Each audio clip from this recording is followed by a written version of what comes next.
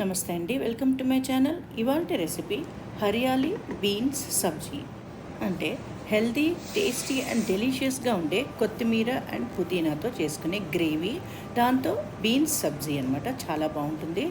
So ఒక mixie జార్లో 2 medium size onions cut చేసి వేసుకోవాలి. అలాగే పుదీనా కొంచెం, అలాగే కొంచెం కొత్తిమీర వేసుకుని 4 నుంచి 5 వరకు పచ్చిమిరపకాయలు కూడా వేసుకున్నాను. మన కారం తగ్గట్టు వేసుకోవచ్చు.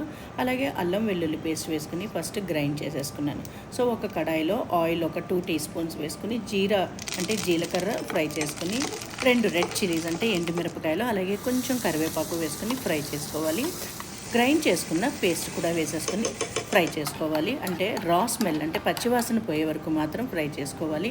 ఈ లోపల నేను బీన్స్ కొంచెం పొడుగ్గా కట్ చేసేసుకుని అవి ఉప్పు అండ్ కొంచెం పసుపు వేసుకొని నేను బాయిల్ చేసేసుకున్నాను. వాటర్ కొంచెం వేసుకుని బాయిల్ చేసి పెట్టుకున్నాను రెడీగా. సో ఇప్పుడు దీంట్లో డ్రై స్పైసెస్ కూడా వేసేసుకుంటున్నాను. సో ఆల్రెడీ ఉప్పు బీన్స్లో వేసుకున్నాను కాబట్టి మిగతా ఇంగ్రీడియంట్స్ అన్నీ కూడా వేసుకోవాలి. అంటే లైక్ పసుపు, కొంచెం కారం వేసుకున్నాను ఒక 1 టీ స్పూన్, అలాగే 1 టీ స్పూన్ ధనియాల పొడి, నెక్స్ట్ 1 టీ స్పూన్ ఏంటంటే జీలకర్ర పొడి కూడా వేసుకున్నాను. సో ఆ తర్వాత కొంచెం గరం మసాలా కూడా వేసుకున్నాను, ఒక 1/2 టీ స్పూన్ వరకు వేసుకుని సో బాయిల్ చేసి పెట్టుకున్న బీన్స్ అవి కూడా వేసేసుకున్నాను. సో కుక్ చేసి పెట్టుకున్న బీన్స్లో కొంచెం ఎక్సెస్ వాటర్ ఉంటే అది మిక్సీ జార్లో వేసుకుని ఆ వాటర్తో పాటు నేను అది కూడా వేసేసుకున్నాను. సో అది ఒక 2 to 3 మినిట్స్ నేను మూత పెట్టుకుని కుక్ చేసుకుని నెక్స్ట్ వేసింది ఏంటంటే బీట్ చేసుకున్న కర్డ్ వేసాను. ఒక 100 గ్రామ్స్ వేసుకున్నాను. అంటే 250 గ్రామ్స్ కప్స్ అనమాట అవి. సో అవి వేసుకున్న తర్వాత ఒక 3 to 4 మినిట్స్ కొంచెం లో ఫ్లేమ్లో కుక్ చేసుకోవాలి. ఆ తర్వాత సాల్ట్ చెక్ చేస్తే కొంచెం తక్కువగా అనిపించింది, అందుకని ఒక 1/2 టీ స్పూన్ మాత్రం సాల్ట్ వేసుకున్నాను. మీరు ఈ స్టేజ్లో మీరు చెక్ చేసుకోవచ్చు అనమాట.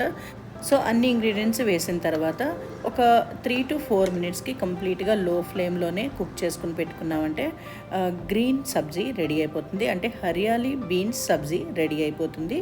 సో వేరే బౌల్లో ట్రాన్స్ఫర్ చేసుకుని మీరు వేడివేడి అన్నంలో కానీ అలాగే చపాతీస్ కూడా చాలా బాగుంటుంది. మీరు ఇది తప్పకుండా ట్రై చేసి అయితే చూడండి. సో నేను చేసిన హరియాలి బీన్స్ సబ్జీ అంటే పుదీనా అండ్ కొత్తిమీర గ్రేవీతో చేసిన బీన్స్ సబ్జీ మీరు తప్పకుండా ట్రై చేసి నా రెసిపీ కానీ మీకు నచ్చినట్లయితే లైక్ చేయండి అండ్ కమెంట్స్లో చెప్పండి ఎలా ఉందో నా రెసిపీ. అలాగే please subscribe my channel Padmaja's cooking recipes.